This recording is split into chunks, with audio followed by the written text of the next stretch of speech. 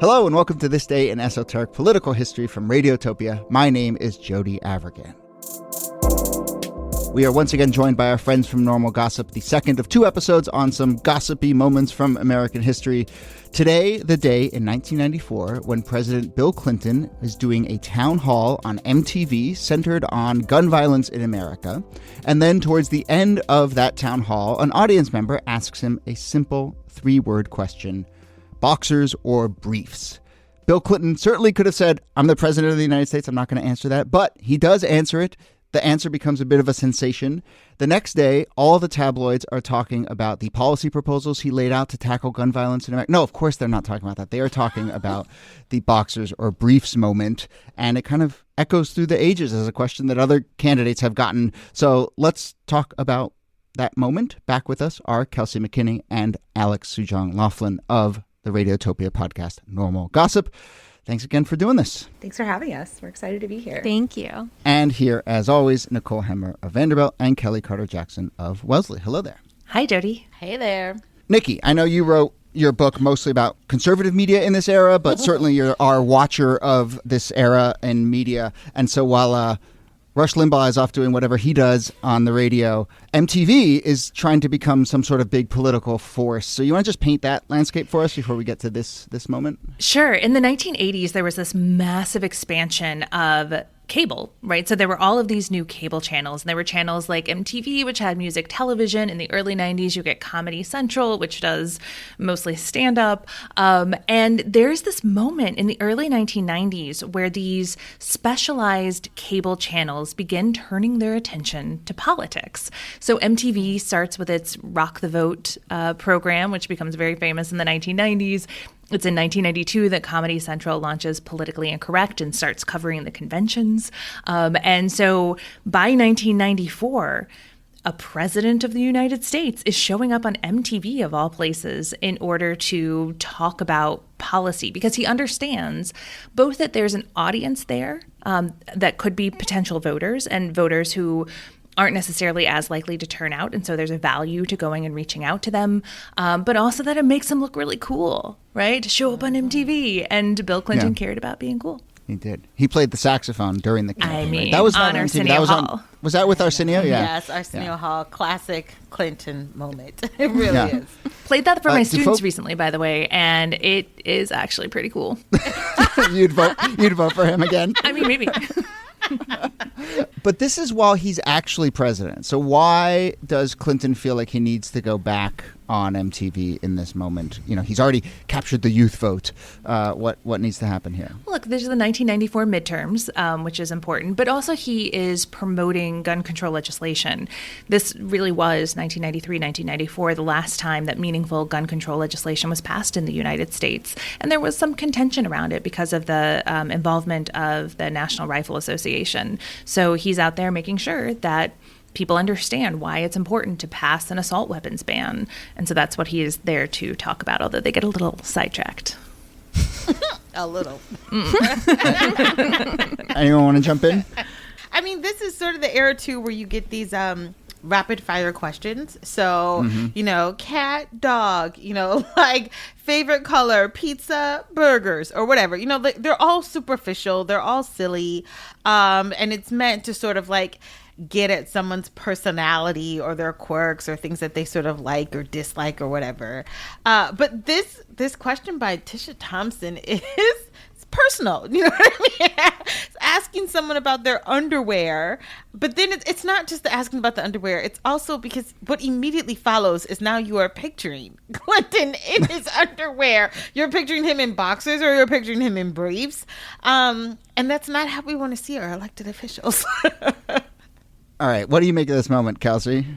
I think it's hilarious. I mean, it's very funny to me to ask presidential candidates questions that they don't have to answer because, like, you're right. He could have absolutely been like, I'm not answering this question. Like, you're the president of the United States. You're media trained. So it's like I think it's a very funny question to ask, even if it is maybe not appropriate to ask the president of the United States. Part of me is like, well, you went on MTV, you should have known, right? Like, you can't do TikTok live unless you expect to like get some questions like this. But the difference, right, is that any medium a politician were to take questions like this, and now they would have the discretion to ignore them, right? Whether that's like an Instagram question box or a TikTok live or something like that. It's only in like live cable TV that you end up put on this kind of spot. Yeah, it's strange to look back at this moment, knowing how his presidency ended, and also the things that have come out since about, you know, various sexual indecencies and indiscretions, and knowing that this was a moment of like picturing him in his underwear and sort of titillating the audience that kind of defined the early days of his campaign. But I, you know, I'm in my early 30s. I was not politically aware at this time. And so I'm curious, like, did this moment matter? Like, did people like him more because of it? Did it have any effect?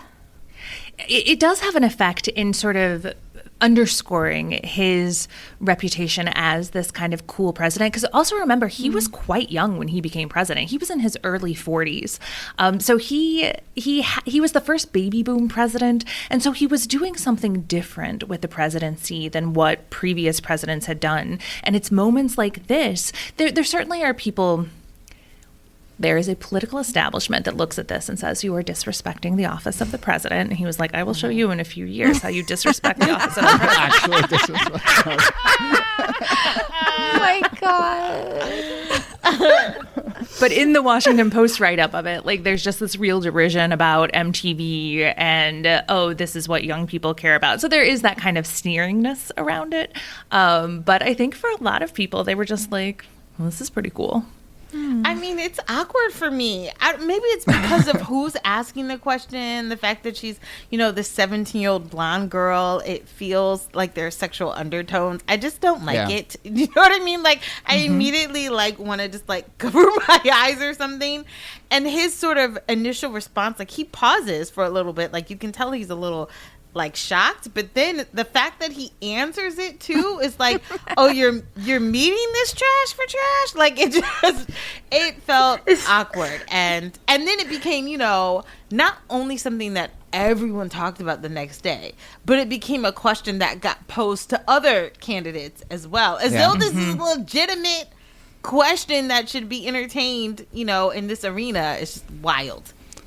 It becomes like a meme almost, right? And it's like, I asked ironically, but still asked, right? And then freaking Newt Gingrich has to answer it. So what does he say? His response is, "That's a stupid question." Basically, at some level, I respect. Thank you, Newt Gingrich, for not giving us the image, I suppose. You know, Bernie Sanders, God bless him, he's just like straight ahead. He's just like, I wear briefs, and we would expect nothing else. You know, what this does remind me of is, you know, the ways that future candidates have been asked similar questions, like not specifically boxers or briefs, but I'm thinking about this moment from the 2016 campaign where Hillary Clinton was asked what she always keeps with her, and she said hot sauce. Oh, yeah. And it's like, it felt like such a calculated moment. Like, maybe she does like hot sauce, but it felt like a very strategic, like, yeah, I keep hot sauce in my bag like Beyonce. Aren't I cool? And I feel like everybody's like trying to get that. Station, right? Yes. Oh my God, yes. I don't know if it was the Breakfast Club or like some popular black radio station where it was like, really? You could have said tissues, peppermints, gum, but no. Oh, Werther's Original. Yeah, I know. Those Andes candies that you only find at your grandmother's house. Yeah.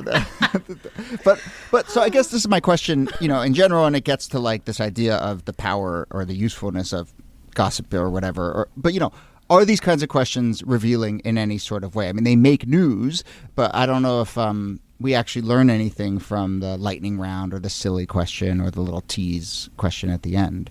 I'm not persuaded that they're particularly important. I mean, it's the what kind of, if you were a tree, what kind of tree would you be kind of question, which was very popular in like sort of pop psychoanalyzing, but I don't find them satisfying in a revelatory way.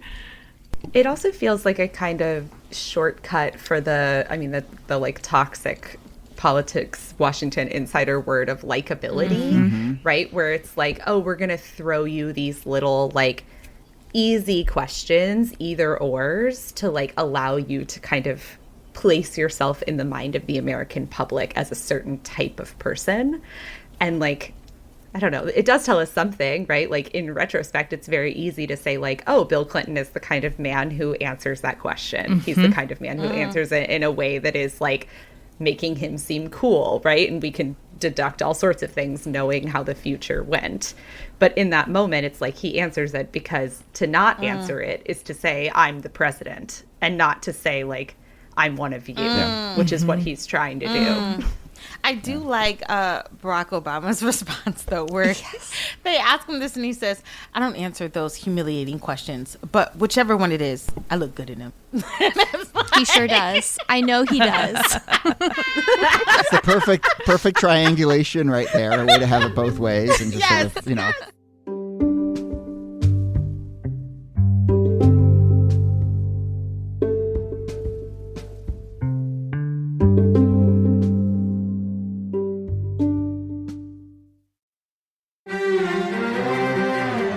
You're used to hearing my voice on the world, bringing you interviews from around the globe. And you hear me reporting environment and climate news. I'm Carolyn Beeler. And I'm Marco Werman. We're now with you hosting the world together. More global journalism with a fresh new sound. Listen to The World on your local public radio station and wherever you find your podcasts.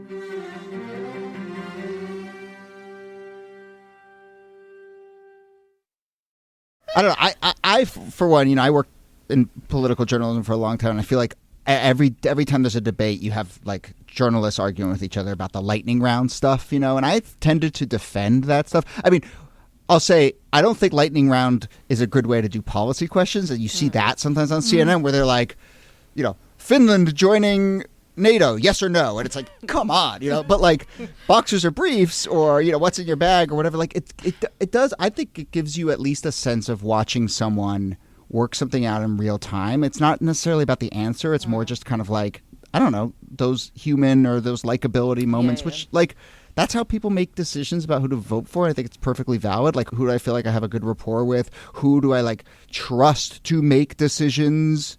Because you can't know exactly what's going to come up. And so in some way, I think it offers a glimpse of just someone kind of like performing in real time, which I think is a large especially if part you're talking of being about a politician. Like Hillary Clinton, who people thought was so, you know, sort of stoic or not relatable, you know, and seeing her say hot sauce or showing her with the cookbook and cookies or whatever, like trying to connect with people in some sort of way. I'm sure there's a segment of the population that appreciates those, oh, she carries hot sauce too, or, you know, whatever. But I mean, or even like, I don't know, I think about Bernie Sanders and on the inauguration and the coat that he was wearing when he's bundled up that became such a viral like meme. But yes, but it was like, yes, because when you live in Vermont, when you live in New England, like warmth over everything. Like, and I don't know, there's something about seeing people like as being ordinary that's refreshing. For sure. I mean, I'm thinking about like watching AOC doing her makeup on like a Vogue tutorial, just doing, you know, sort of a get ready with me regular everyday AOC, and I was like, hell yeah, I want to see what lipstick you use. I know, right? You know, what shade of red? Yeah, what is that lipstick, the iconic lipstick? You know, I still have like sort of icky, squicky feelings about like generally making political decisions based on like the would I have a beer with this person standard, but we also can't, you know, deny that that's how a lot of people do make decisions. So maybe like giving the opportunity for people to make their case on that level makes sense. Yeah. You can't ask that question to a woman though, right? I mean, like, I feel like if you were to say like, you know, I don't know, thong or like, I don't know, oh my high cut, like it would just be so absurd. Do you know what I mean? Just so ridiculous that like there are some things that just don't cut both ways. And I don't think you could ask a woman her bra size or something. I don't know. Right, underwire Yes, or yes, yes. right? Like that kind of Yes, I'm trying to think of an Gannett, equivalent. Yeah, what's Yeah. an equivalent that you would ask a woman? I don't, especially when it comes to underwear, I just don't think that's, it would have been shunned. It should have been shunned. It's also kind of funny because, like, I've trained as a journalist, right? So you think like your questions to anyone running for president or currently in a presidential seat should be hard, right? They should be like difficult questions. Boxers or briefs is not something that like you would actually have to work out on stage, right? It's like, it's just an answer. It's like, which one of these do you wear, right? Like if you want to destroy someone's campaign, you could just be like, oh, are you a Beyonce team or a Taylor Swift? Right. Like, Done. pick. You've just alienated half the on screen. population. Yeah. Good luck. You can't sit with us.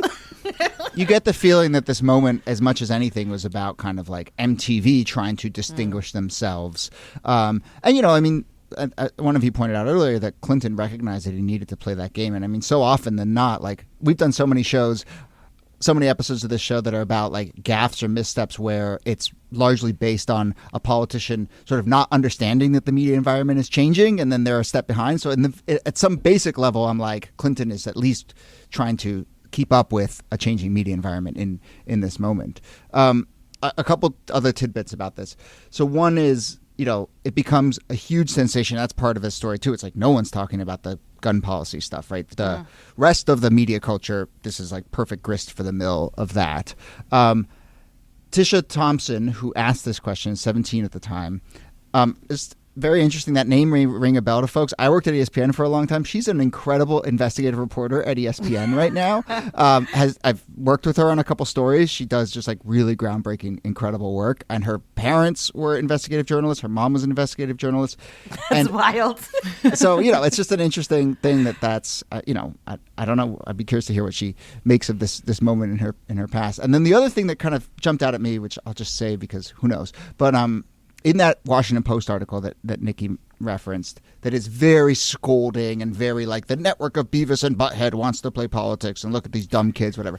But at the end of it, there's this scene where, at least in this article, Tisha Thompson like walks out of the arena and apparently had wanted to ask a very substantive question of Clinton about some sort of policy thing, but then at the last second decides to do the boxer briefs thing. And then her mom, who's this like seasoned, very serious investigative journalist, picks her up and it says like, did you ask your serious policy question? And Tisha's like, no, I asked my boxers or brief question. And the mom's like, oh, you know, but at least it'll make some news. And there's just like this perfect scene. I don't know why, but that scene gives off pure this didn't happen vibes to me. I'm just like, I think the reporter, I don't know who the reporter is, who cares? It was so long ago, but it just everything about that perfect little scene smells to me like, what was that? Stephen Glass vibes or whatever. I'm just like, I don't know about this, but that was just my reaction. I get that. I wondered if it was staged. You know what I mean? Or Well, the like, whole thing, yeah. Like, is that really what, is someone asking her to ask that question? You know, I don't know. I'm sure. Yeah. I'm sure. Any other thoughts? No thoughts, I mean, the just one, vibes. Yeah, just vibes. Clearly no one else Elevator music in my head. One other thing worth pointing out is like also now, like you don't need that staged moment to create your own little viral moment. Like people either authentically, as you were pointing out, Alex, like AOC, just get it out there, or like people try and just like actually meme themselves in a way. And sometimes, I don't know, I guess it just comes down to like whether it's authentic or not. And that's such a squishy word, but it really is just like this amalgam of whether it feels, whether it feels staged or not. Yeah. I found the Biden administration extremely interesting in this sense, in that like Joe Biden is not on TikTok, and for him to be on TikTok would be like insane. Like every teen would be like, we hate this. What are you doing here? But then these moments of his go mega viral on the medium, because it's like, it's funny that he says like spending money grows the economy and hurts nobody, right? And like these kind of like individual sections get memed without him. And like this story is interesting because it's like this attempted question to create a moment that creates a news cycle. Whereas like now I feel like most of those news cycles are coming out of something you never thought would take off at all. It was just one line in one speech somewhere. Yeah. That's really good. Yeah. All right. Well, let's leave it there. One last thought is that we have squared this question, by the way. There is now the boxer brief, which is very comfortable, and we no longer have to choose. Yeah, we no longer have to choose, and I'm just thankful since 1994 we have made progress, at least on that front. Wow, I'm hearing men can have it all again. Interesting. Finally. We've waited so long. Yeah. Oh, man. The important things in this story. All right, we will leave it there. Kelsey and Alex of Normal Gossip, thanks again for doing these 2 episodes with us. This was really fun. Thanks for having us. Thank you for having us. Nicole Hammer, thanks to you. Thanks, Jody. And Kellie Carter-Jackson, thanks to you. My pleasure. Mr. President, the world's dying to know, is it boxers or briefs?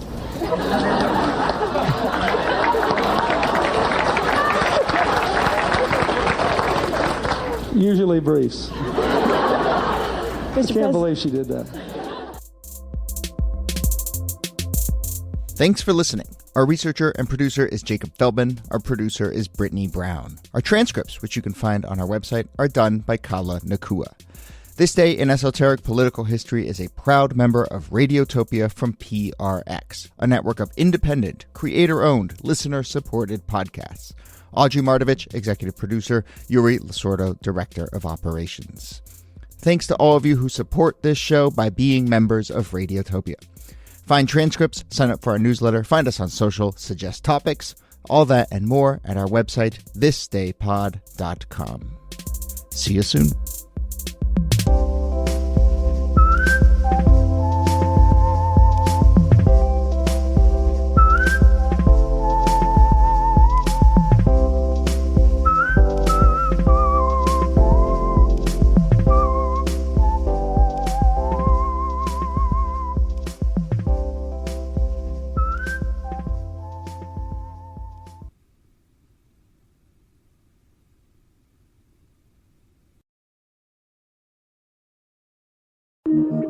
Radiotopia.